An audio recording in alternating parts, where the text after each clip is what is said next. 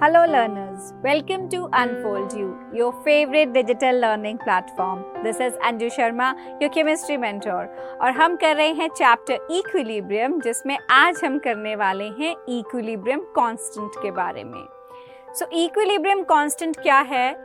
जैसे हमने last time express किया था, concentration of product divided by concentration of reactant जब रिएक्शन इक्विलिब्रियम में है, वो आपको देता है equilibrium constant which is represented by Kc. So it is expressed as the concentration of product divided by concentration of reactant, each term raised to stoichiometric coefficient. जो भी balanced chemical equation होगी उसमें जो स्टोइचियोमेट्रिक कोएफिशिएंट्स होंगे उनको आपने concentration terms की पार बना देना है.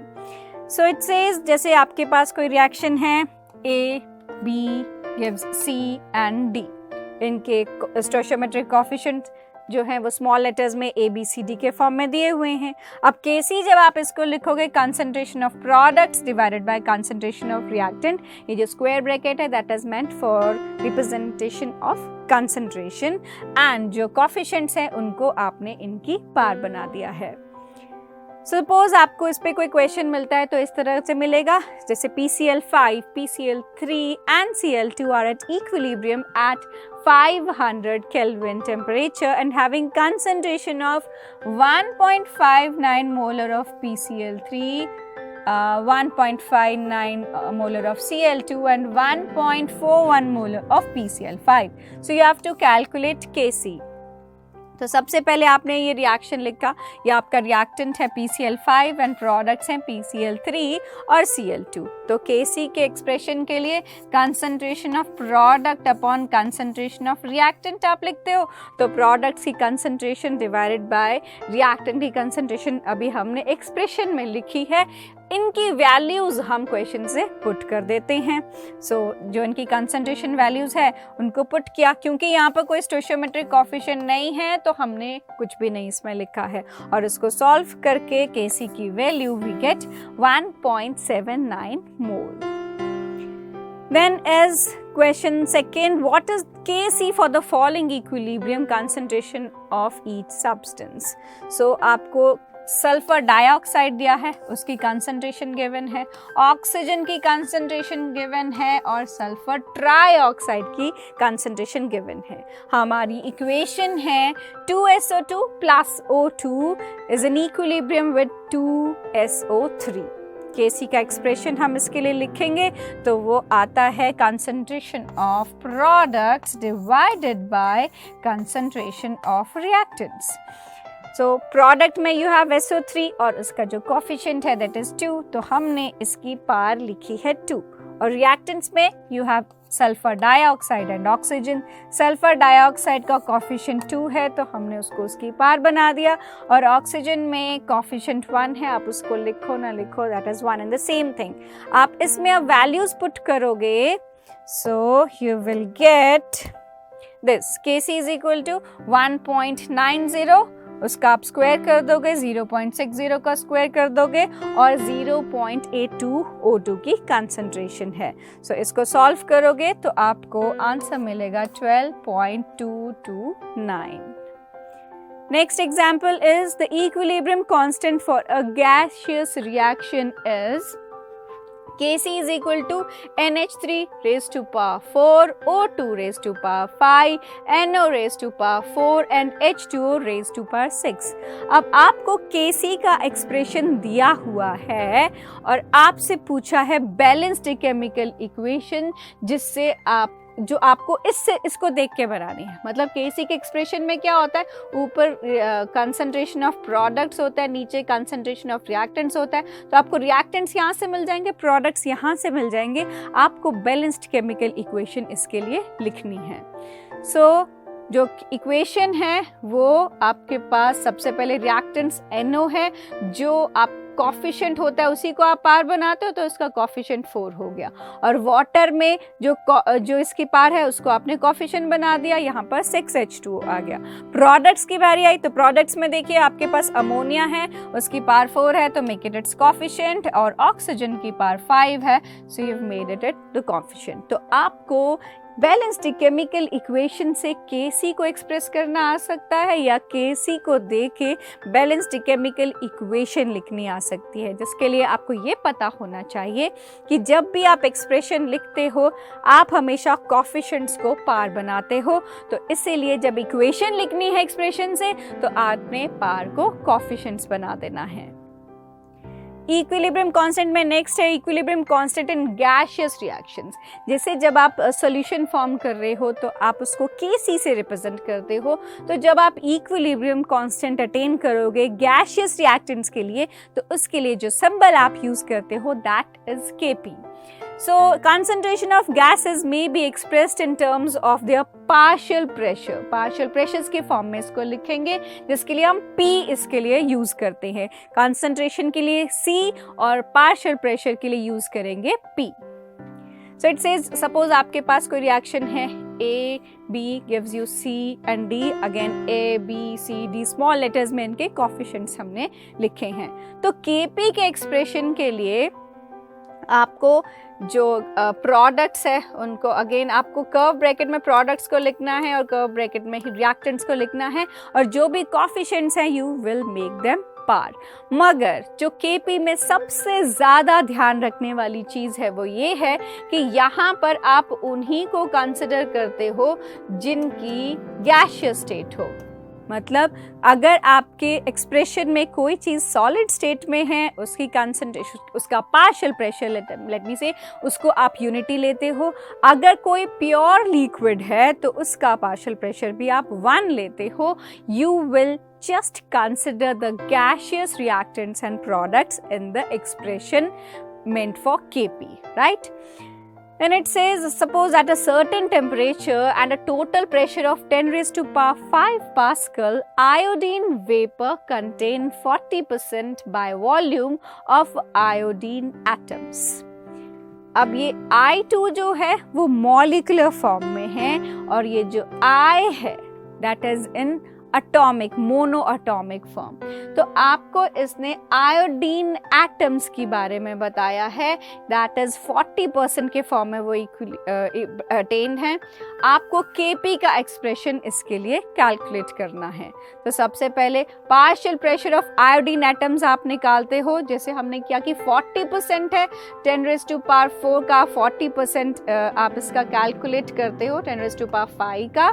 सो you get 0.4 into 10 raised to power 5 pascal, क्योंकि उतना ही परसेंट आपके पास आयोडीन एटम्स का प्रेजेंट है। Then partial pressure of I2 is, अगर आपके पास 40% आयोडीन एटम्स हैं इक्विलिब्रियम पे, दैट मीन्स टोटल 100% में से 40 अगर आयोडीन एटम्स हैं तो 60% will be iodine in the form of I2। तो पार्शियल प्रेशर ऑफ I2 निकालने के लिए आप 60% निकालते हो 10 raised to power 5 का, which comes out to be 0.6 into 10 raised to power 5 pascal. So Kp निकालने के लिए जो आपके पास प्रोडक्ट का प्रेशर है आप उसको रिएक्टेंट के प्रेशर से डिवाइड करोगे तो आपके पास प्रोडक्ट साइड में आयोडीन एटम्स हैं। क्योंकि इसका कोफिशिएंट यहाँ पर 2 है, you make it power of I, और यहाँ पर आपके पास कोफिशिएंट 1 है तो इसकी पावर कुछ भी नहीं होगी। तो इसीलिए हमने उसकी जो परसेंटेज हमने निकाली थी 0.4 into 10 raised to power 5 pascal, उसका स्क्वायर किया है क्योंकि हमने इसके कोफिशिएंट को पार बनाना है। लेकिन जो हमारे पास आयोडीन है I2 के फॉर्म में, उसका एज सच कोई कोफिशिएंट नहीं है तो उसको एज सच लिख के सॉल्व करेंगे तो Kp की वैल्यू जो हमें मिलेगी that is equal to 2.67 into 10 raised to power 4।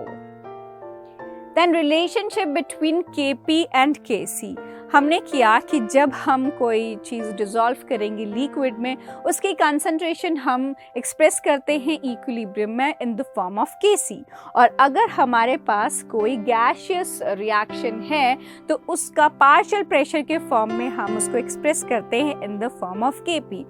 अब अगर कोई इक्विलिब्रियम, कोई रिलेशनशिप हमें एस्टैब्लिश करना हो Kp और Kc में तो कैसे करेंगे? It says consider a reaction, you have A और B आपके रिएक्टेंट्स हैं और C और D आपके प्रोडक्ट्स हैं। इसमें Kc का एक्सप्रेशन के लिए आप क्या करते हो, concentration of products divided by concentration of reactants, and जो भी इसके कोफिशिएंट्स हैं उनको आप इनकी पार बना देते हो. नाउ Kp के लिए you take the partial pressure of products divided by partial pressure of reactants. Now आपने आइडियल गैस इक्वेशन में किया था कि जो PV है that is equal to nRT, that is pressure into volume is equal to number of moles into gas constant into temperature. Now you can write it this way, P is equal to N upon V RT, and number of moles divided by volume is molarity, which is a form of expressing concentration. So आप इसको replace कर सकते हो CRT से. C is concentration in the form of molarity, R is gas constant and T is temperature. So अब अगर मुझे किस A reactant के लिए pressure express करना हो तो मैं उसको लिख सकती हूँ concentration of A into RT, जैसे हमने किया CRT. P general is P is equal to CRT. अगर A reactant के लिए करना हो A into RT, B के लिए concentration of B into RT, C के लिए concentration of C into RT, D के लिए concentration of D into RT. So A, B, C, D यहाँ पर क्या है, मोलर concentration है इन चारों की, reactants की भी और products की भी. So जब Kp आप लिखोगे चारों के लिए तो आप वहाँ पर कंसंट्रेशन ऑफ C, यहाँ पर प्रोडक्ट्स लिखोगे, C और D हमारे प्रोडक्ट्स थे, तो concentration of C into R T raise to power C, concentration of D into R T raise to power D, concentration of A reactants के लिए A R T raise to power A and B R T raise to power D B. Now what happens, ये C, D, A और B इनको हम इकट्ठे लिख देते हैं, R और T को कॉमन ले लेते हैं और इनके जो कोफिशिएंट्स हैं उनको हम ऐड कर देते हैं, राइट. और ये जो पूरा चीज़ है C, D, A, B, इसको हम Kc से रिप्लेस कर सकते हैं क्योंकि Kc होता है concentration of product divided bye reactants. तो उससे जब हम रिप्लेस कर देंगे यहाँ आ जाएगा Kc. और ये जो C प्लस D है ये प्रोडक्ट्स के कोफिशिएंट्स हैं और जो A प्लस B है वो रिएक्टेंट्स के कोफिशिएंट हैं. तो हम प्रोडक्ट्स के कोफिशिएंट्स में से जब रिएक्टेंट्स के कोफिशिएंट को सब्ट्रैक्ट करेंगे उसको हम एक्सप्रेस करते हैं डेल्टा Ng के फॉर्म में. यहाँ पर डेल्टा Ng क्या हुआ, delta Ng is equal to number of moles in the product side, लेकिन वो गैशियस मोल्स ही होने चाहिए, minus number of moles on the reactant side, which means C plus D minus A plus B. तो ये जो relationship है Kp is equal to Kc RT delta Ng, ये यूज होता है न्यूमेरिकल्स में इन दोनों के बीच जो रिलेशनशिप है उसको एस्टैब्लिश करने के लिए कि कितना कम कितना ज़्यादा आपका Kc या Kp की वैल्यू है for a given equation, chemical equation. Then units, so it says while calculating the value of Kc from Kp, units of R must be used carefully. जो आपको गिवन कंडीशंस हैं उसके according आप R की units को use करते हो. जैसे आपको पता है R की वैल्यूज 8.314 भी हो सकती है, 0.0821 भी हो सकती है. तो जो भी बाकी गिवन कंडीशंस है उसके अकॉर्डिंग आप R की वैल्यू सिलेक्ट करते हो.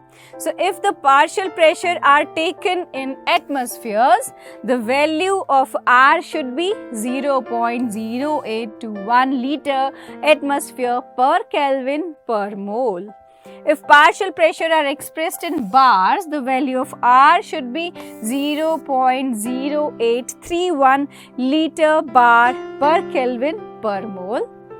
And 1 Pascal is equal to 1 Newton per meter square and 1 bar is equal to 10 raised to power 5 Pascal.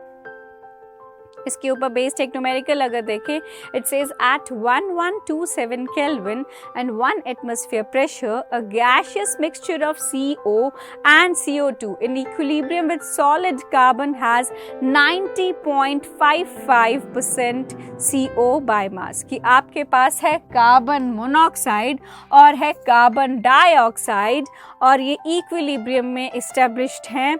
आपको Kc की वैल्यू इसमें कैलकुलेट करनी है। So it says total mass of mixture of CO and CO2 is 100 grams, right? उस total mass में से इसने कहा है carbon has 90.55% CO. That means जो CO अगर 90.55 है तो CO2 कितना होगा? 100 minus 90.55 which comes out to be 9.45।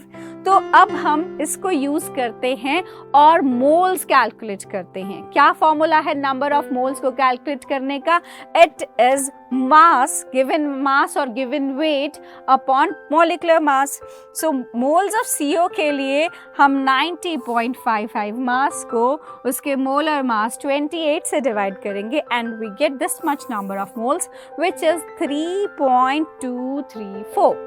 And carbon dioxide के लिए हम उसके गिवन मास से उसके मोलर मास को डिवाइड करेंगे एंड वी गेट 0.215 मोल्स। अब मोल फ्रैक्शन कैलकुलेट करने के लिए, मोल फ्रैक्शन क्या होता है? एक्स भी आप सिंबल देते हो या एक्स सिंबल देते हो मोल फ्रैक्शन के लिए। जिसका भी आपको मोल फ्रैक्शन निकालना है उसके नंबर ऑफ मोल्स आप न्यूमरेटर में रखोगे और टोटल नंबर ऑफ मोल्स आप डिनोमिनेटर में लिखते हो। सो मोल फ्रैक्शन ऑफ CO के लिए you have 3.234 which is number of moles of CO and total number of moles के लिए आप इन दोनों को ऐड कर दोगे और सॉल्व करोगे। तो सॉल्व करने पे आपको मिलती है mole fraction of CO is equal to 0.938। Now at 700 Kelvin the equilibrium constant Kp इस रिएक्शन के लिए Kp की वैल्यू दी हुई है 1.8 into 10 raised to power minus 3 Kelvin Pascal. So what is the numerical value of Kc? You're given Kp and you have to calculate Kc in this case. So जैसे आपको पता है हमने ये रिलेशनशिप डिराइव किया था that Kp is equal to Kc RT delta Ng। Kp partial pressure calculate करेगा equilibrium पे which is partial pressure of products divided bye reactants. Kc calculate करता है इक्विलिब्रियम की concentration, again concentration of product divided by concentration of reactants at equilibrium. R is the gas constant, T is the temperature और delta Ng जो है that is number of moles of products divided minus number of moles of reactants, लेकिन सिर्फ gaseous reactants और products को आपने consider करना है। So जैसे कि हमारा जो given reaction है उसमें सब कुछ gaseous form में ही है तो we need not worry, हमको सबको consider करना है। So it says Kc, अगर Kc आपको कैलकुलेट करना है, so it says Kc अगर आपको कैलकुलेट करना है तो इसी एक्सप्रेशन को आप चेंज करोगे और Kc को इधर रख के you'll get Kp upon RT delta Ng।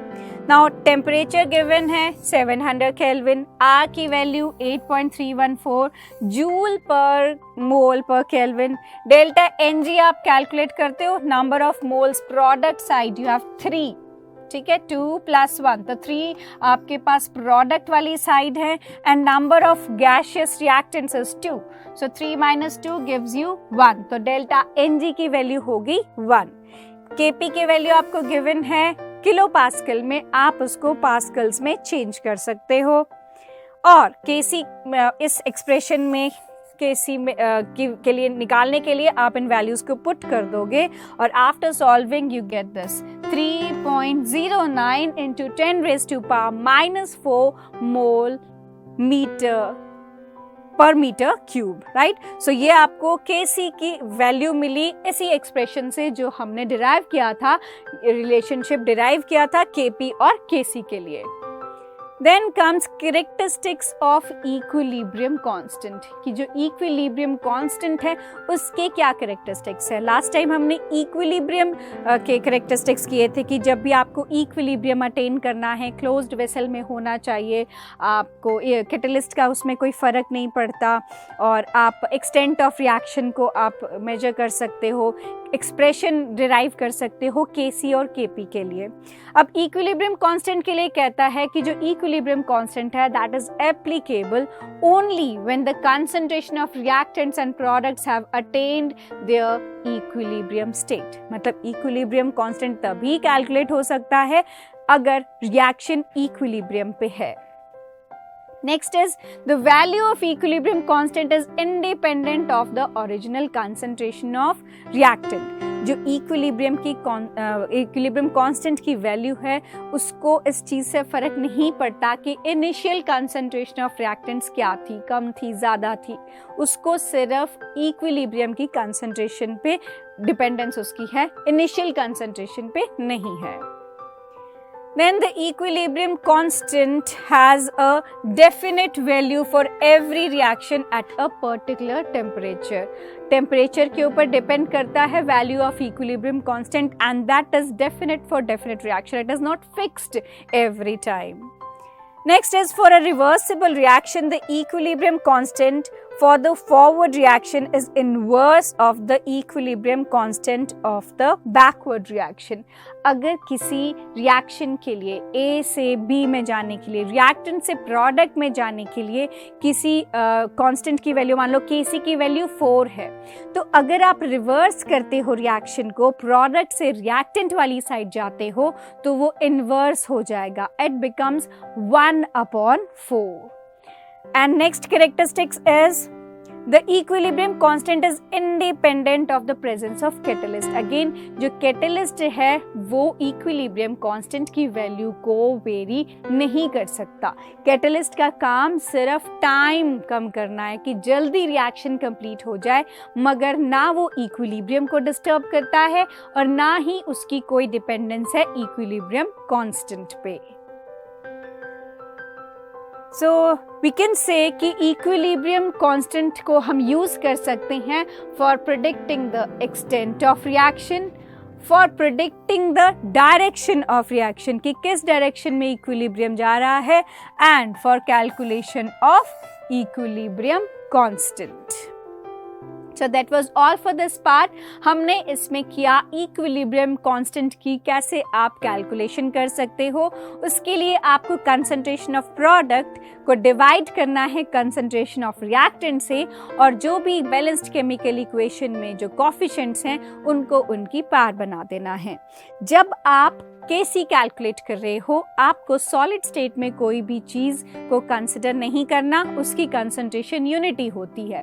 और जब आप Kp के लिए एक्सप्रेशन डिराइव कर रहे हो उस वक्त you have just to consider the gaseous reactants and products.